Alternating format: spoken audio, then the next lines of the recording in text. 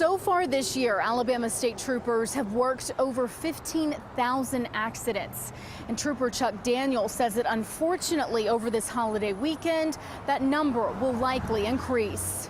How you doing? All right, speed limit is 60. Yes, sir. Because state troopers are working overtime shifts and longer hours this holiday weekend, if you're caught breaking the law, prepare to get a ticket. So far this year in Alabama, more than 6,000 people have been injured in car accidents. 220 people have died. I think about that every time we have a major holiday where people are going to travel the roadways. I think about there's a chance that before that weekend's over with, I'll see somebody who has died as a result of a car crash. But Trooper Daniel says there are ways to prevent that from happening.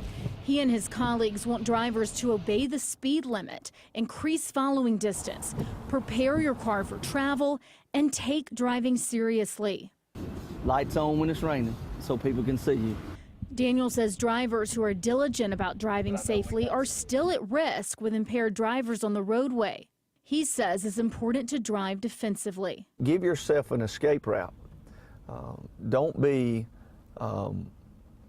right in there amongst all the other cars, because if something happens 2 cars in front of you, you won't see it and you can't react to it. So giving yourself that room in traffic is what gives a person the opportunity to avoid a crash. Trooper Daniel says the most important thing you can do day in and day out is to always wear your seat belt. In Birmingham, Lillian Lalo, WIAT 42 News, coverage you can count on. Now, Trooper Daniel also gave us this tip. He says it's not a good idea to drive home late at night over the holiday weekend. He says between midnight and 6 a.m. on the holiday weekend, you need to assume that other drivers may be impaired. Well, it could